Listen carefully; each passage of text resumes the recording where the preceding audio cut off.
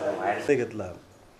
आता आम्हाला फक्त सालों से अगर कई समाज ऐसे हैं इस देश के अंदर जिनके साथ सिर्फ नाइंसाफ़ी की गई है, उसमें विशेषकर दलित समाज हो गया है, मुसलमान हो गए हैं और ओबीसीज का एक बहुत बड़ा तबका है जिनको सिर्फ 70 सालों के अंदर एक जिम्मेदारी दी गई थी कि हम इलेक्शन के वक्त में आएंगे और तुम्हारे इन समाजों का काम यह है कि तुमने वोट देना, तुमने लोकसभा में आने की बात नहीं करना, विधानसभा में हम तुम्हें बिठाएंगे नहीं, हम छोटी मोटी पोस्ट देकर तुम्हें वहीं पे खुश रखेंगे।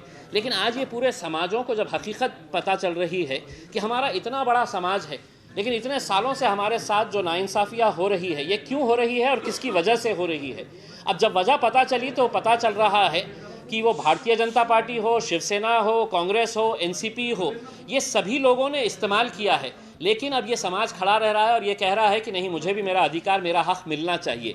इसी के तहत प्रकाश अंबेडकर साहब भारतीय बहुजन वंचित आघाड़ी एक फॉर्म किए हैं और उसको फॉर्म करने का मकसद ही यही है कि सिर्फ दलित समाज ही नहीं, आज जितने भी ऐसे बहुजन वंचित समाज है वो सभी लोगों ने ये समझा है कि प्रकाश अंबेडकर साहब ही एक ऐसा नेता है जो हम सबको इंसाफ दिला सकता है। और उसी कड़ी के अंदर एमआईएम को भी ये एहसास हुआ है कि हमारा भी तो शोषण हुआ है, हमारा को भी इस्तेमाल किया गया है, हम क्यों नहीं प्रकाश अंबेडकर साहब के साथ जा सकते हैं। अंबेडकर साहब से जब सवाल पूछा गया था कि आप एमआईएम के साथ जा सकते क्या, तो उन्होंने कहा कि हाँ, वो भी संविधान को मानने वाला। वो बात अवैसी साहब को क्लिक करी और अवैसी साहब हमेशा से ही ये मानकर चलते हैं कि इस देश के अंदर अगर सबसे महान कोई शख्स था, है और रहेगा तो वो डॉक्टर बाबा साहब अंबेडकर है। लेकिन उसी बाबा साहब अंबेडकर के संविधान को आज जलाने की बात हो रही है, बदलने की बात हो रही है और सरकारें, मनुवादी सरकारें जो है वो खामोश है। ये देश के लिए बहुत ख़तरनाक है। अगर हम एक साथ मिलकर नहीं आए तो हम समझते हैं कि ये देश के लिए बहुत घातक होगा कि अगर हम इन ताकतों को और बढ़ावा देंगे। हमारी उम्मीद है, हमारी कोशिश है कि अंबेडकर साहब और अवैसी साहब जब 2 अक्टूबर को यहाँ पर आए वो बात करें और बात करके हम तमाम समाजों की ये ख्वाहिशें हैं कि हम सब मिलकर, एक साथ मिलकर आए और सिर्फ सभाएं नहीं, हम आगे चलकर चुनाव भी लड़ने की बात करें। लेकिन इसका फैसला जो भी है वो पार्टी के जितने भी वरिष्ठ नेता हैं वो लोग लेंगे।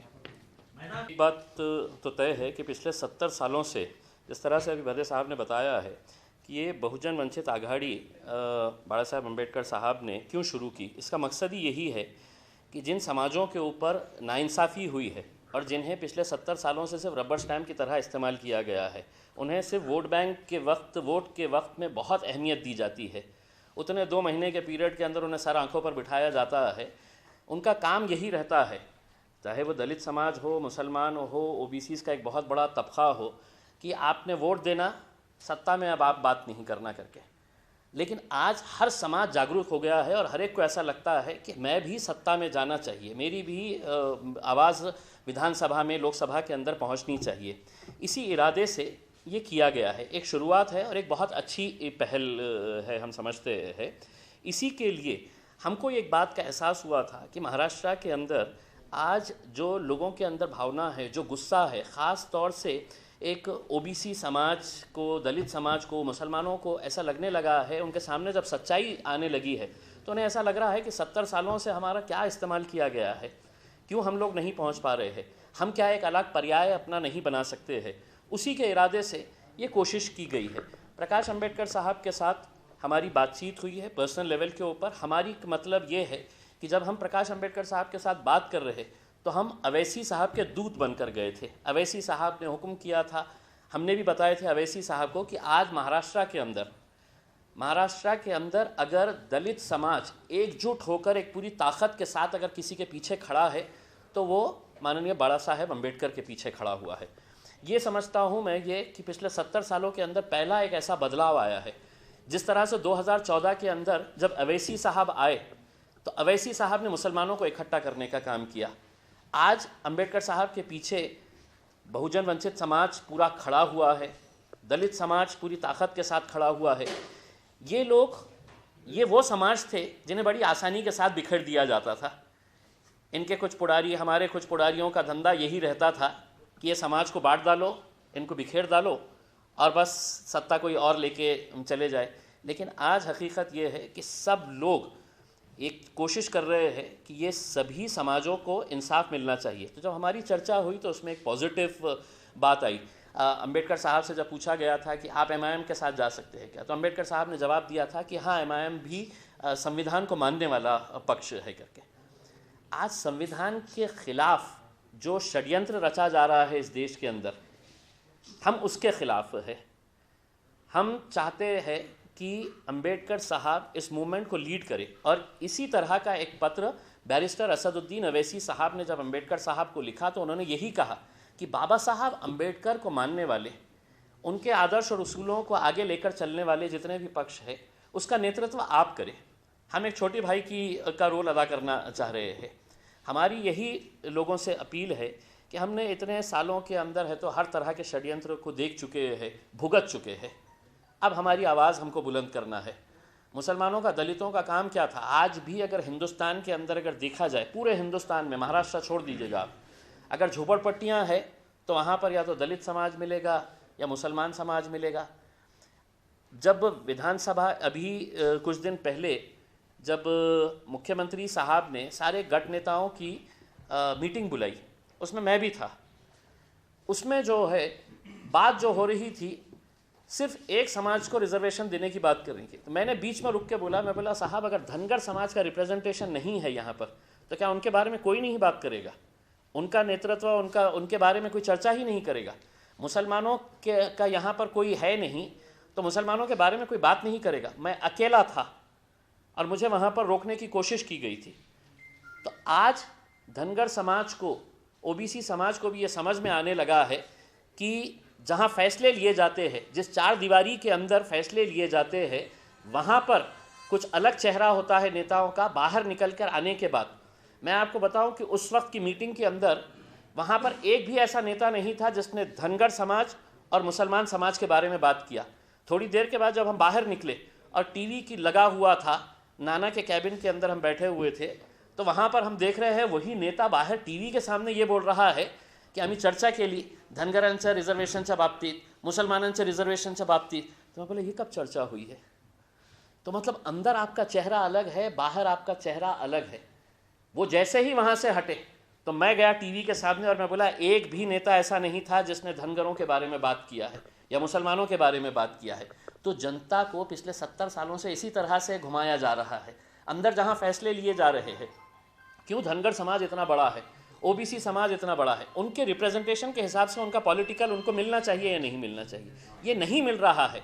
इसीलिए ये एक कोशिश की जा रही है और हमारी उम्मीद है कि 2 अक्टूबर का जो कार्यक्रम रहेगा उसमें अंबेडकर साहब, अवैसी साहब पहली मर्तबा एक स्टेज के ऊपर आएंगे। एक बहुत बड़ा इवेंट है और जैसे ही मतलब ये ख़बर बाहर फैली है तो भदे साहब भी इसकी गवाही देंगे। हमारे ख़ुद के हमारे जो कॉरपोरेटर्स हैं, अमित भुईगढ़ साहब है, इनका कहना है कि मतलब ये समाजों के अंदर एक खुशी का वो है कि किस तरह से मतलब एक नई कोशिश और एक बहुत अच्छी कोशिश की जा रही है। तो ये सिर्फ मैं बैठ रहा हूँ या भदे साहब बैठ रहे हैं और हम दोनों चर्चा कर रहे हैं, ये आज समाज की ज़रूरत बन गई है। समाज को लग रहा है कि नहीं, अब ये हमको ये करना पड़ेगा। इस वजह से ये एक कोशिश।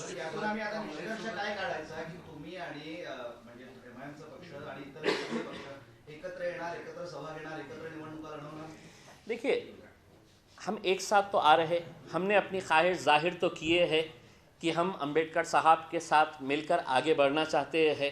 वो आगे बढ़ेंगे तो हम भी आगे बढ़ेंगे।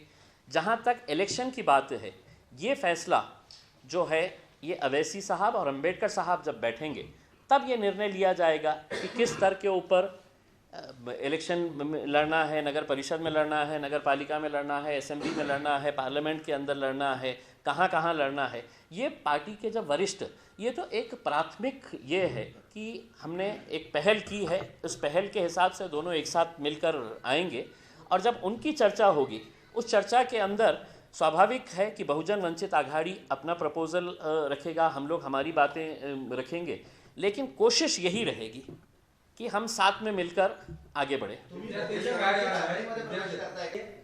नहीं, मैं नहीं समझता हूँ। देखिए, आज अंबेडकर साहब को भी ये पता है कि मतलब सिर्फ अंबेडकर साहब का नहीं है, अंबेडकर साहब को अपने समाज के अंदर भी बहुत ज़्यादा ये है, उनको पता चल रहा है कि साहब हमारे को पिछले, जैसा भद्दे साहब ने बताया है कि 70 सालों के अंदर लोगों का विश्वास ख़त्म हो गया है, दलित समाज का विश्वास ख़त्म हो गया है, हमारा ख़त्म हो गया है, ओबीसीज़ का ख़त्म हो गया है कि साहब ये सिर्फ हमें इस्तेमाल कर रहे हैं करके उसमें। और नेचुरल है कि देखिए हमारा जो अभी फ़िलहाल जो टारगेट है, जो मनुवादी है, जो संविधान के साथ छेड़छाड़ करने की बात कर रहे हैं, जो दिल्ली के अंदर संविधान को जलाने के बावजूद भी उनके ऊपर कोई कार्रवाई नहीं कर रहे हैं, ये एक बहुत ही ख़तरनाक एक बात है जो आगे मुल्क के लिए बहुत ख़तरनाक साबित हो सकता है उसमें, क्योंकि इन्होंने अपनी मंशा साफ कर दिए है कि 2019 में हम जब जीत कर आएंगे उसके बाद 50 सालों तक, हमें रविशंकर प्रसाद ने कल के दिन बताया है कि 50 सालों तक हमको कोई हिला नहीं सकता है। तो हो सकता है कि 2019 के इलेक्शन के बाद वो कहेंगे कि अब हम पूरा संविधान बदल देंगे। ये बहुत ही मतलब हमारे लिए भी चिंता की बात है और पूरे देश को इसके ऊपर चिंता करनी चाहिए। राजनीति अपनी जगह, हमारा यही कहना है कि अलायंस की अगर जब बात होती है तो ये अलायंस की बात बहुत ऊपर लेवल के ऊपर पार्टी के वरिष्ठ नेता करते हैं। कांग्रेस के ऊपर भी अगर ये समझ लेंगे कि कांग्रेस के कोई आमदार या खासदार ने बोला है कि हम किसी के साथ अलायंस करेंगे और वहाँ पर राहुल गांधी ने कहा कि नहीं हमको नहीं करना है, तो राहुल गांधी का फरमान जो रहेगा वो आखिरी माना जाएगा उसमें।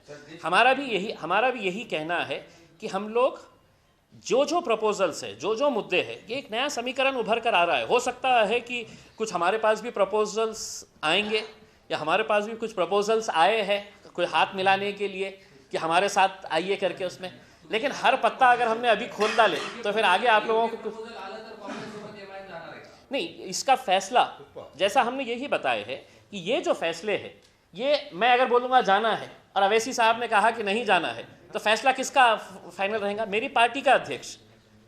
जिस तरह से बहुजन वंचित आघाड़ी ने पूरा फैसला कर लिया है कि साहब जो भी फैसला करना है वो बड़ा साहब अंबेडकर साहब करेंगे, तो अगर मैं कुछ भी कहूँ या भद्दे साहब कुछ भी कर ले, उसमें पार्टी के जब वरिष्ठ नेताएं बैठेंगे उनके सामने पूरा पिक्चर आएगा और जब हमको ऐसा लगेगा कि हाँ भाई थोड़ा सा हमको किसी के साथ हाथ मिलाना पड़ा, तो हो सकता है बड़े लेवल के ऊपर अगर ये डिसीजन लेते हैं।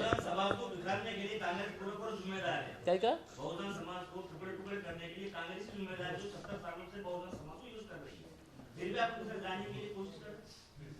नहीं हम पहली बात यह है हमारा संविधान अगर बदले गए तो हमारा अस्तित्व खत्म हो जाएगा। पहले हमको संविधान को बचाना है, बाद में हम हमारे झगड़े के आए तो बाद में निपटेंगे। मतलब आप अस्तित्व की जंग लड़ रहे हैं? अस्तित्व की जंग लड़ रहे हैं। एंड मोमेंट पर है? हाँ, आखिरी मोमेंट पर? कौन से मोमेंट? ये जो कोशिश हमारी चल रही है, ये सब कोशिश हमारी चल रही है कि संविधान साबुत रहे, उसको कौन धक्का न लगाए। अब उसके लिए हमको हमारी अभी तैयारी शुरू है। अब उसमें कौन शामिल होता कौन शामिल नहीं होता ये बाद में की बात है। सर, जिस तरह से अम्बेडकर साहब हमेशा से ही एक बहुत ही रिस्पेक्टेड लीडर रहे हैं। हम पहले भी ये बात को मानते आए हैं कि दलित समाज के अंदर अगर सबसे सूझबूझ रखने वाला, बहुत अच्छे तरीक़े से अपने समाज की फ़िक्र करने वाला अगर कोई नेता पहले था, आज है, तो यकीनन बाबा साहब अम्बेडकर साहब है। और आज पूरा दलित समाज ने ये फैसला कर लिया है और बहुजन वंचित आघाड़ी जो बनाई गई है उसके अंदर दूसरे समाजों को भी उनकी अहमियत का अंदाज़ा हो रहा है। जब अवैसी साहब खुद पत्र लिखकर कह रहे हैं कि हम आपके नेतृत्व के अंदर हम चलना चाहते हैं करके, तो यकीनन बाबा साहब अम्बेडकर साहब के अंदर वो काबिलियत है, वो क़ुव्वत है कि वो सबको लेकर चल सकते हैं और सबको इंसाफ के लिए। बाबा साहब अम्बेडकर की पहचान ही यही है कि वो राजनीति नहीं करते हैं, वो हक़ के लिए लड़ते हैं और उसी हक़ की लड़ाई के अंदर हम उनका साथ देना चाह रहे हैं, उनके साथ चलना चाह रहे हैं।